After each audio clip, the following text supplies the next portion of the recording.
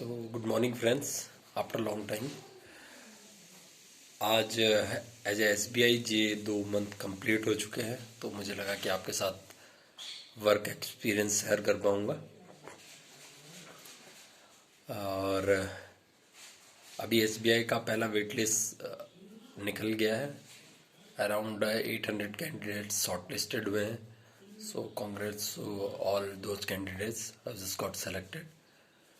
और नोटिफिकेशन की जहाँ तक बात है तो I think first wait list अभी आ गया है, तो उसका SBI एनालाइज कर पाएगा कि कितने स्टाफ का उसे शॉर्टेज है। तो आई थिंक अप्रैल तक का नोटिफिकेशन आ जाना चाहिए 2021 का।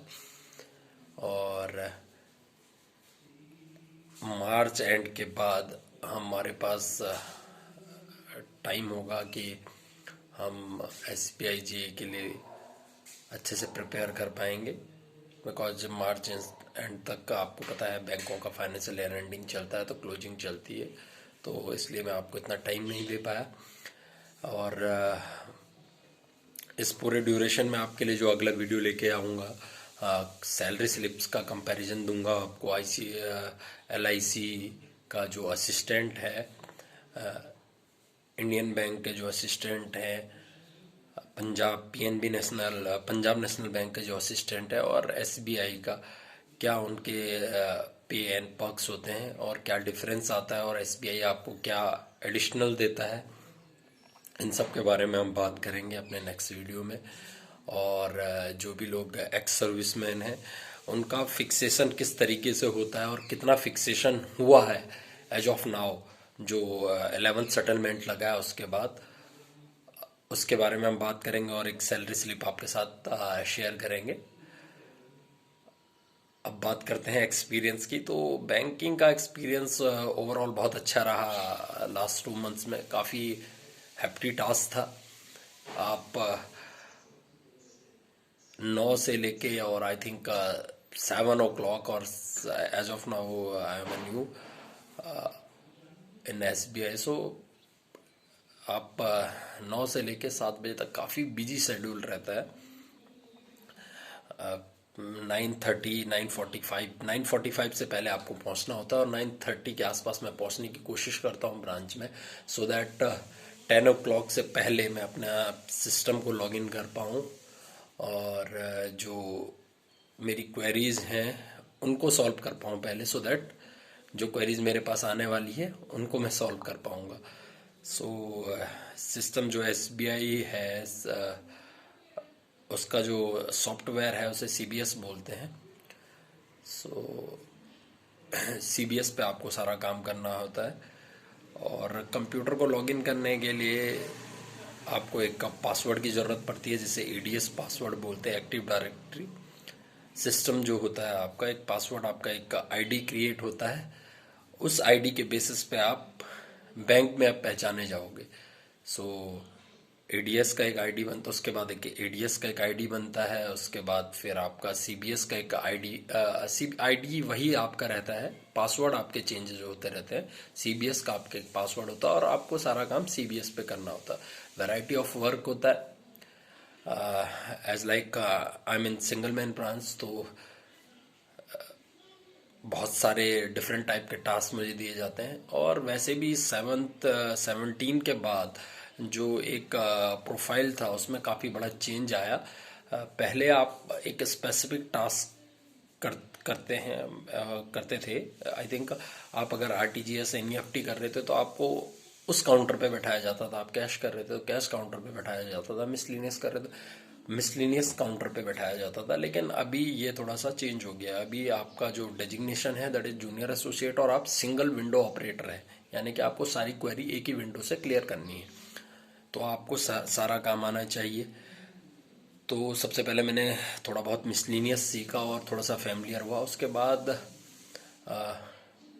मुझे कैश पे बैठाया गया, और कैश का भीड़ आपका ऐसा होता है जहाँ पर आपको काफ़ी ज़्यादा पब्लिक से डील करना पड़ता है, और डिफरेंट टाइप ऑफ पब्लिक होती है। सम टाइम आपको लगता है कि आप सही हैं, और फिर भी आपको सुनना पड़ रहा है, लेकिन that is a part of web banking. I think customer relation is the prime importance in banking. तो आपको हर तरीके के कस्टमर को डील करना पड़ता है और उसे सेटिस्फाई करना पड़ता है, क्योंकि they have a different type of queries. उनकी क्वेरीज कुछ भी हो सकती हैं। Sometime it feels that that is a very silly queries, और आपको लगता है कि ये बहुत ही छोटी चीज़ है, लेकिन अगर आप उसके प्रोस्पेक्टस से और पॉइंट ऑफ व्यू से सोचेंगे तो उसके लिए वो बहुत बड़ी चीज़ हो जाती है और बहुत बड़ा टास्क हो जाता है। तो आपको डिफरेंट टाइप ऑफ कस्टमर्स के साथ डील करना पड़ता है डे टू डे लाइफ में। और कैश एक ऐसी सीट है जहाँ पर आपको बहुत ही अटेंशन दे के काम करना पड़ता है, क्योंकि आप कैश ले रहे और दे रहे हो, तो कभी शॉर्ट हो जाता है, कभी आपका मिसमैच हो जाता है कैश, कभी आपके हाथ से ज़्यादा चला जाता है कम। तो that is purely your responsibility कि आप किस तरीके से उसे डील कर रहे हैं। तो कैश शीट पे मैंने काम किया। मिसलिनियस काम आप करते हो, KYC, mobile number change, account opening. फिर आप अगर आप अच्छा आपका कैचिंग पावर है तो आप एटीएम सीख सकते हैं, आप चार्जेस सीख सकते हैं। और ये सब चीज़ें मैं टच की इन पूरे मंथ में। और ओवरऑल मेरा एक्सपीरियंस बहुत अच्छा रहा, क्योंकि प्रीवियस सर्विस में मुझे इतना एक्सपोजर नहीं मिला पब्लिक के साथ डील करने का। और अब जाके मुझे लगता है कि banking is not that much of easy जो मुझे लगता था जब मैं काउंटर के अपोजिट साइड में खड़ा होता था और मुझे लगता था कि नहीं, मेरा काम नहीं हो रहा। लेकिन अब जाकर आपको स्टोरी पूरी पता लगती है कि आप हर काम को पूरा अगर 100% से भी करते हैं तो भी हर कस्टमर को आप सेटिस्फाई नहीं कर पाते। लेकिन हाँ, आपका काम यही है कि आपको हर कस्टमर को सेटिस्फाइड करना है, उसकी क्वेरीज को सॉल्व करना है। बीएम काफ़ी सपोर्टिव हैं, जो मेरे सीनियर कैश अफसर हैं वो बहुत सपोर्टिव हैं। और कोशिश कर रहा हूँ कि उनके लेवल का नॉलेज में गेन करने की कोशिश करूँगा इन जो मेरा प्रोविज़न पीरियड है 6 मंथ्स का।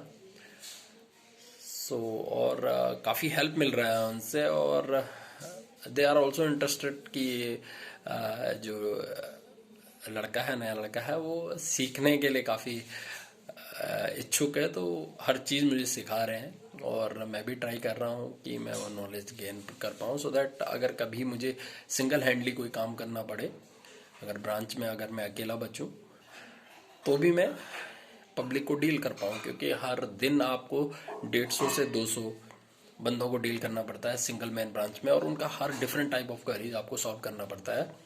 और ये सारा करते करते आपको 5 बज जाता है और उसके बाद आपके इंटरनल वर्क्स होते हैं। और अभी मार्च फाइनल है, तो काफ़ी चीज़ें चल रही हैं, काफ़ी चीज़ें मैं सीख रहा हूँ और still waiting for my training. अभी फिजिकल ट्रेनिंग कोरोना की वजह से हो नहीं पाया था, तो शायद maybe it will be started by April. So उसके बाद थोड़ा और जो थियोटिकल नॉलेज है मैं ले पाऊँगा और अच्छे से अपनी क्वेरीज वहाँ पर रख पाऊँगा। सो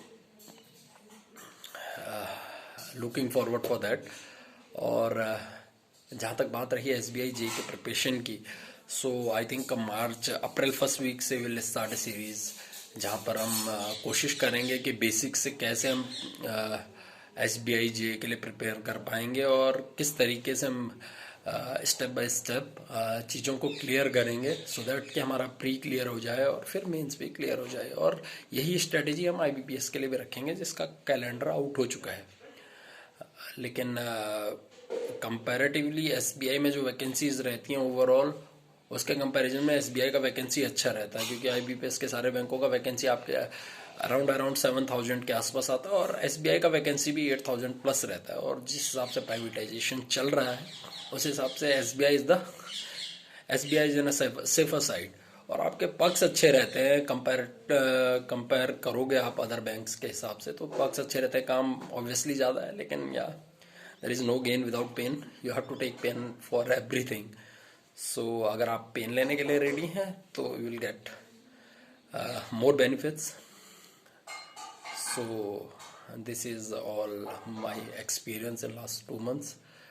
और कोशिश करूँगा कि आप लोगों को और कुछ शेयर कर पाऊँ और नेक्स्ट वीडियोस में जो पे एंड पर्क्स का जो मैं आपको बताने वाला हूँ, उससे आपको काफ़ी मोटिवेशन मिलेगा। और आई जस्ट ट्राई कि ये सब जो आपको मोटिवेशन दे पाऊँ मैं पे एंड पर्क्स के रिलेटेड, और क्या फिक्सेशन रहेगा एक सर्विसमैन के लिए और नॉर्मल उसमें कितना डिफरेंस आता है, इसको मैं प्रिपरेशन की जो स्ट्रेटजी है उससे पहले बता पाऊँ, सो दैट आप एक्स्ट्रा मोटिवेटेड रहो कि हाँ मुझे ये मिलने वाला है, तो मैं इस तरीके से प्रिपेयर करूँगा। Thank you.